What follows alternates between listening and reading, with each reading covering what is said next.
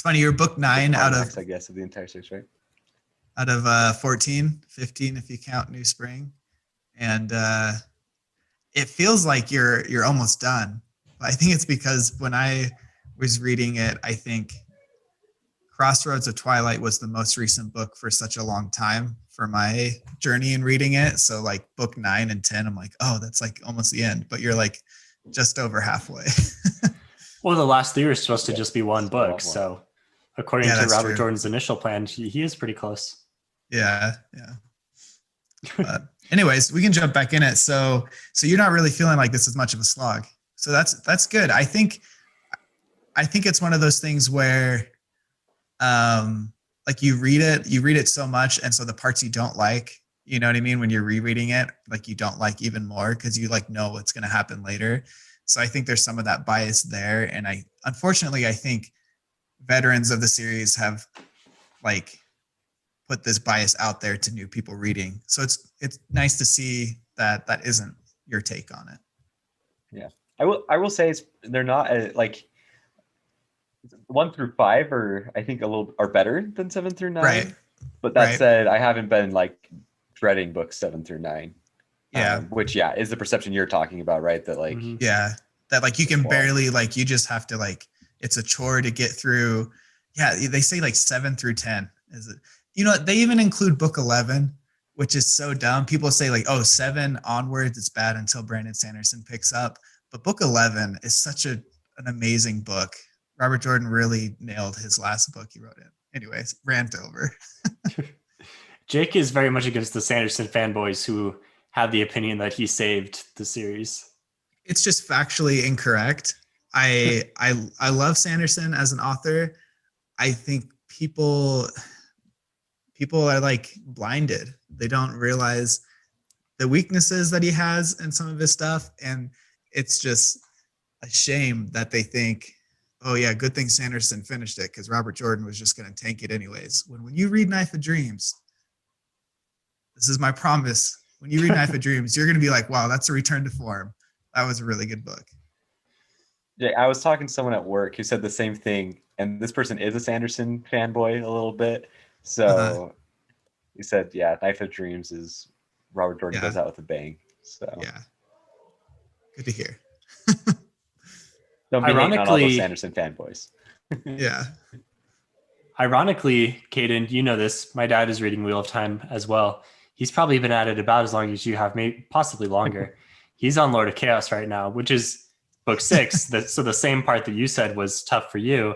And he's been slowing down. He's been slowing down greatly. So I'm hoping he can continue going.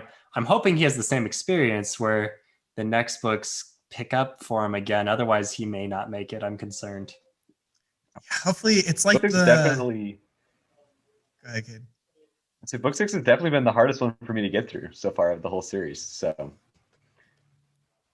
did you guys ever play with Hot Wheels, like the race tracks that you build, and they had like that booster section you could add that was like battery powered?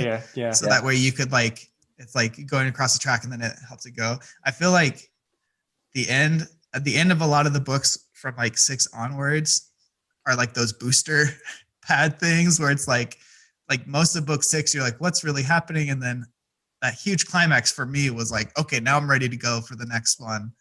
And that's how I kind of felt like most of the climaxes were from there on out until like the last 4 books, which were more high speed, more similar to like books 1 through 4.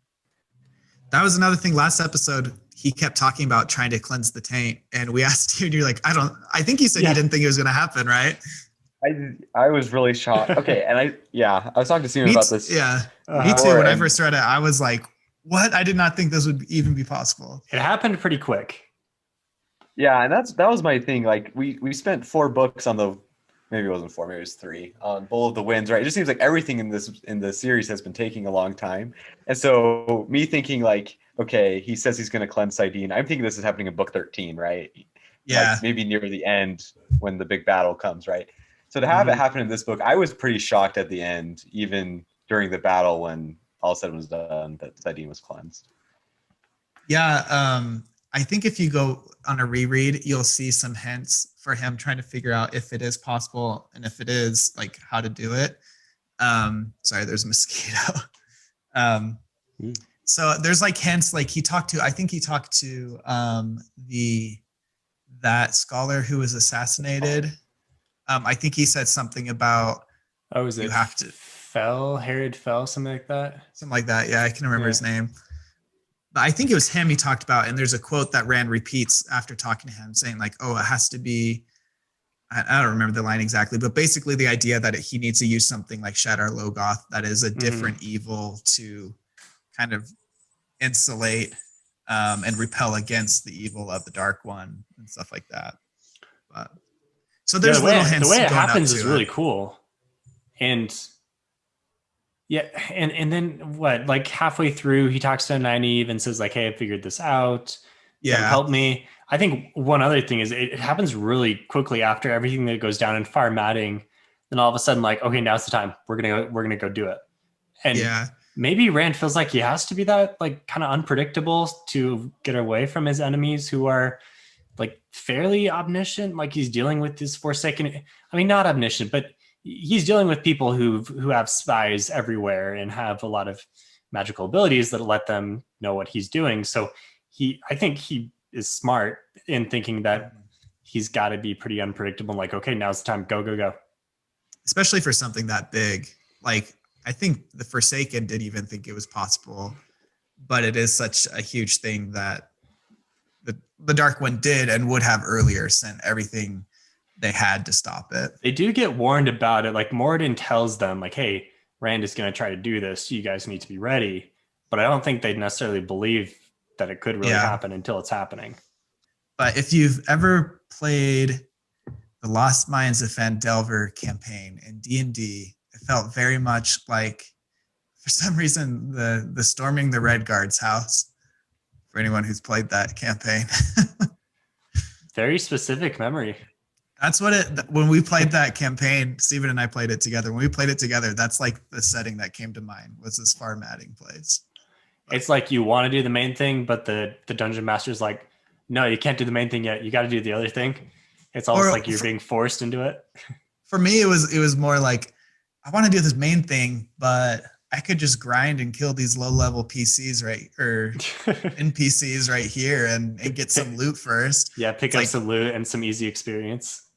Yeah, like it's kind of like Breath of the Wild when you're like, I got to go cleanse this divine beast, but I just found this, I don't know.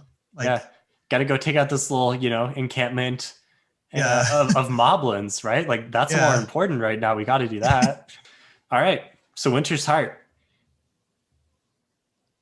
Done. Yeah. Just one more book of things being a little slow, Caden, and then I don't know if the right word is uphill or downhill, because downhill sounds like you're going down and bad, but it is, think of it like going downhill on a bike, because it's going to just go so fast from Knife of Dreams on. So I'm excited.